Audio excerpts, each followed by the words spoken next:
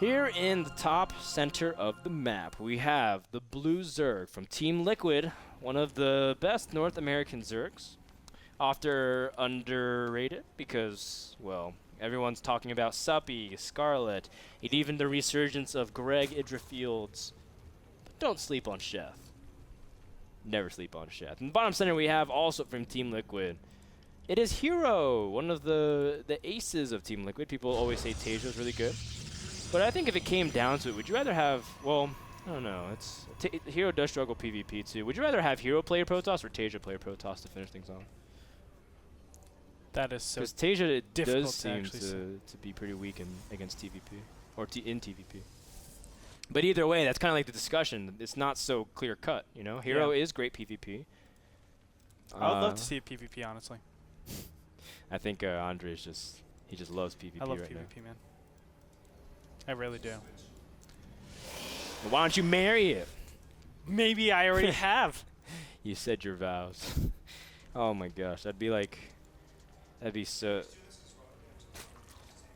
My producer asked if we're doing this because Rodam's gone. I do miss Kev a lot. I think there's a certain innocent cheeriness that's missing around this office. I do. I miss. Some would say I miss him really a lot. Hey, Frodan. If you miss him so much, why don't you marry him? Maybe I will. It's legal. By the way, that is it legal definitely in California? That is definitely a bitter laugh right there. Ha!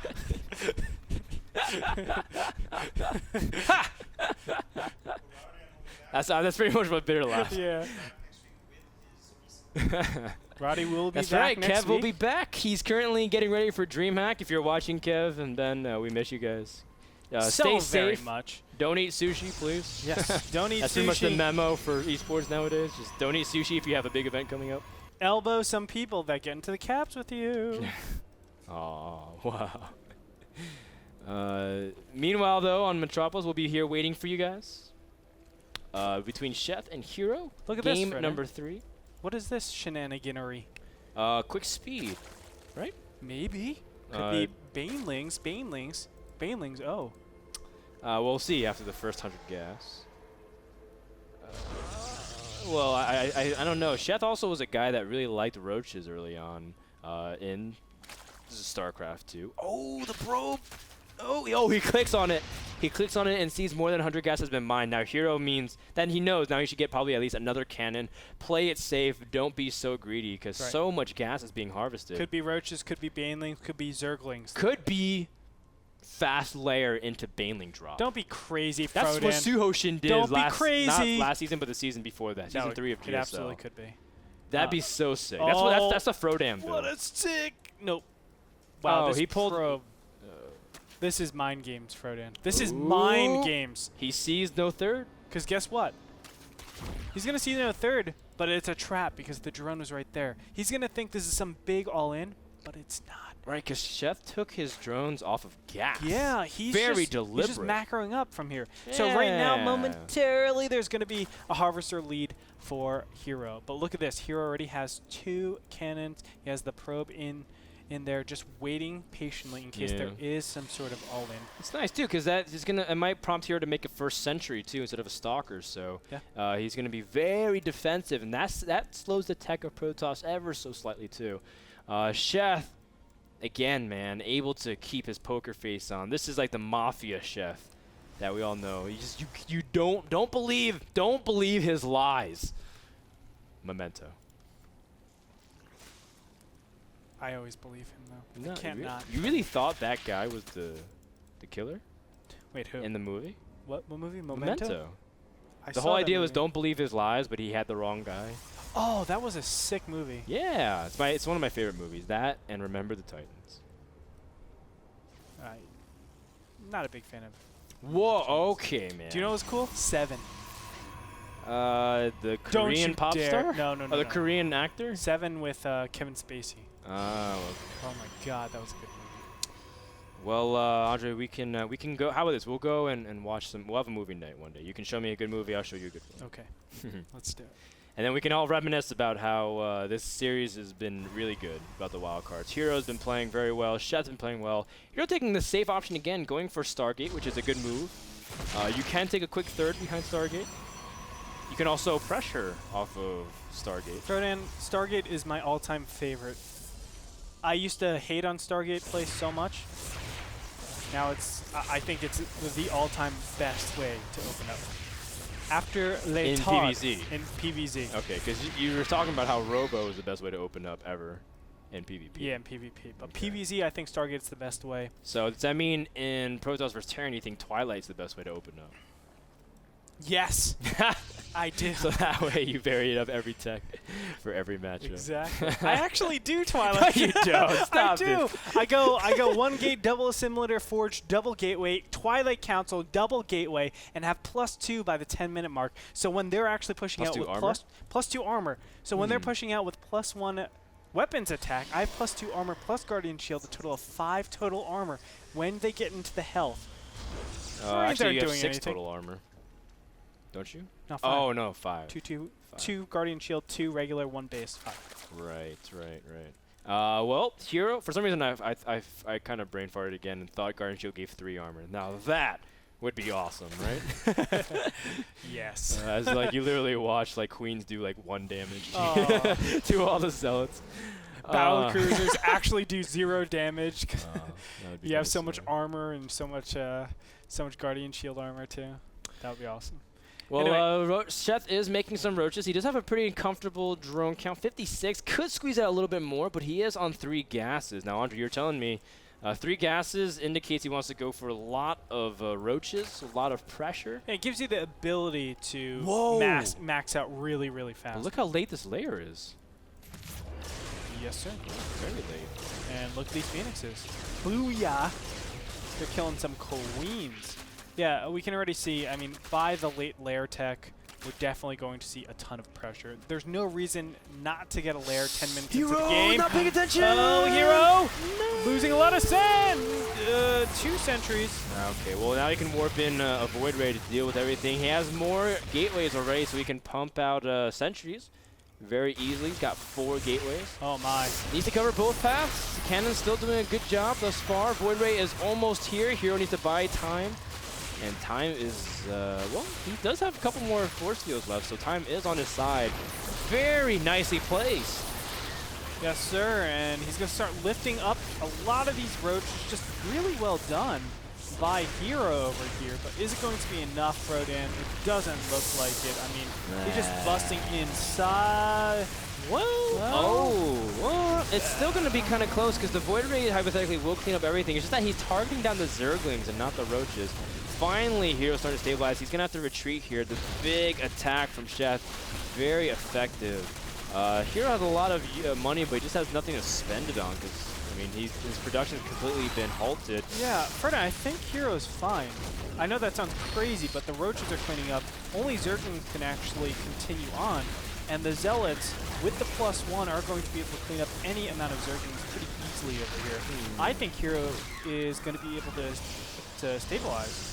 The question is he economically sound enough to get back into this game? And if we look at the income tab, yes, he is. 49 harvesters, well, 56 harvesters for 55. That's actually not a big advantage. Now, the 4th base is coming up here.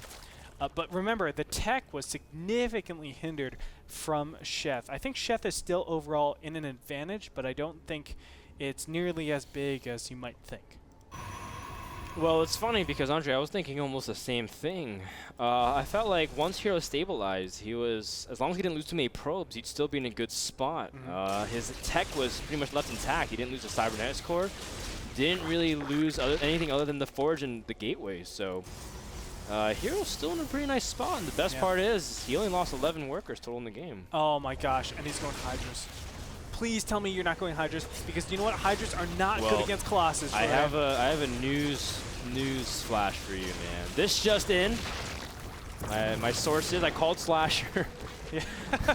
I consulted Rachel Kiriko, who also known as Seltzer.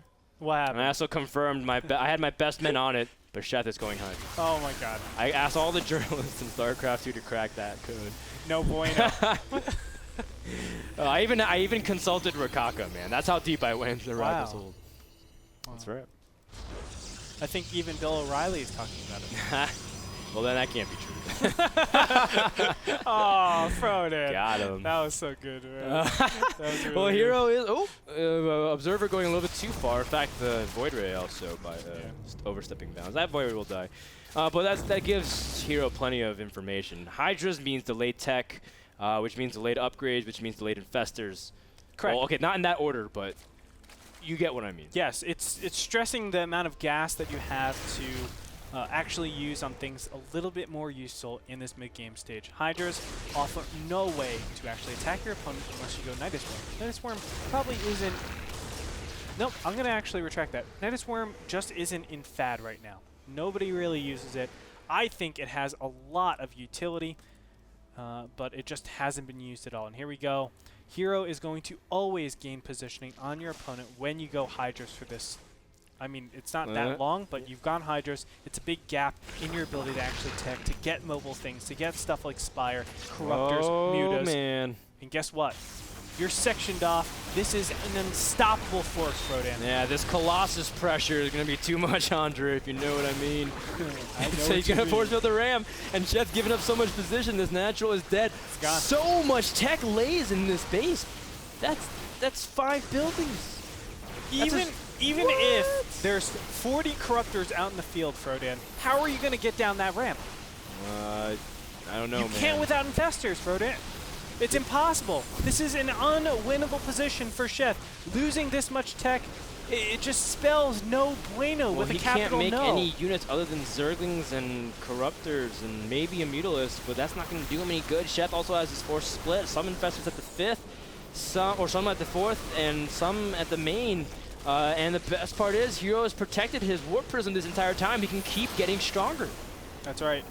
And, you know, it's so unfortunate because I think Sheth overestimated his advantage. Yes, he got Zerglings and Roaches into his opponent's base, cracked him, but he invested so heavily, delayed his tech so heavily, and delayed his economy so heavily that he didn't think Hero was that far in the game. Sheth was in a really nice position, but delaying Infestors for this long, trying to shut down the air so that he could just take the big advantage was really, really unfortunate for him. Yeah, this is, GG gets called as Hero takes game number 3 and cleans up Sheth with the brooms, and Sheth goes home. Congratulations, Hero advances to the round of 16. Well played. I want to talk about that game a little bit more, though, because just like you said, Andre, there was a lot of damage early on. But I like what Hero took it. He said, first of all, he saw Hydra, so that's like, yes. But secondly, he hit a timing which is really interesting that Protoss are doing nowadays. And I talk about this with Axlab. It's kind of like a 2.5 base all-in. It's really weird because all you really need is maybe one of the guys, just 2 of them, saturate a little bit. But you just need enough so that way when you go for like your 8 gates that you initially got with your Robo, you can really mass produce and maybe add 2 or 3 more gateways. But the idea is you max really, really, really quickly. Kind of like how when you used to Roach max, you didn't get all the gases. In the same way, it's kind of not truly a 3-base all-in. It's the same kind of format. It's really cool to see. Well, Frodan, it's kind of cool, actually, that you mentioned that, because now that I'm thinking about it, normally when you're doing a 2-base all-in, you choose. It's like 8 gateways, or you take an expansion, or you try to get like 4 gateways and let's say Robo or Stargate tech. And you pressure. This you can actually do all 8 gateways and your additional Robo, and if you want to, your Stargate as well. Yeah, you have something to fall back to. Yeah, while also producing probes. Like just like you said, you have something to fall back to. It's actually really, really clever of Hero. Really, really impressive play. Yeah. Let's take a look at a bracket to see what's, I guess, going on here. Now, Oz and Sheth, their season in NASL Season 4 is over. Thank you so much for them to play. They put out great games. But now Naniwa and Hero will be advancing. Do you know who Hero is going to be playing in the round of 16? I have no clue. In fact, no, actually, the brackets haven't been formulated yet, but we'll see how things, because the way the playoffs work is not necessarily 1 through 8 based off of where you advance. It's 1 through 8 from the wildcard seeds. So it's really interesting because even if you're like seed number 8, you could be seed number 1 depending on how everyone else does. So Hero is anxiously waiting to see how things go because he could play Hyun down to, well, anyone like the Muslim. So it depends on how things go on. Pay attention as wildcards are going to be unfolding. In fact, though, we have another series coming up that's going to be great. We have Sen versus Zenio. Sen versus Zenio. Oh, Sen versus Zenio again. in NASL. This They is always ridiculous. meet up, man. Every season. Every single Every time. season, these guys have met. And guess what? Sen versus Zenio. Oh no, I don't know that yet. Never mind. I thought I could. What? I want to know now, man. I thought the winner of Sen versus Zenio was going to match up against Tasia later on. But but that depends on how things play out. I completely miscalculated. That's a scary thing, man. Once you win, you have to play against one of the best Terrans in the planet. But he could be playing against Tasia. Any one of those players could be playing against Finale. It's honestly just madness at this point. That's why you guys have to pay attention. That's why you guys want to also be at the finals, because this is all culminating into one giant event at Long Beach, California. Use the promo code LABYTE when you're on Ticketmaster so that you can get a $20 discount. And you can say hi to me and Andre, who will give you high fives. We'll do that lineup thing again, whatever you guys want. Anything and more. Check it out at Ticketmaster.com and NASL.tv. Thank you also to Cooler Master, the makers of fine gaming peripherals such as mice, keyboards, and system cases. I use a Cooler Master case. I think Clutch uses one too. It's really cool. Pick one up for yourself. I do too. Coolermaster-USA.com. Like we said, Zen versus Zenio is coming up next. We'll see what happens in one of the most storied franchises in NASL history. They had a classic, and they are the present. We'll find out right after this.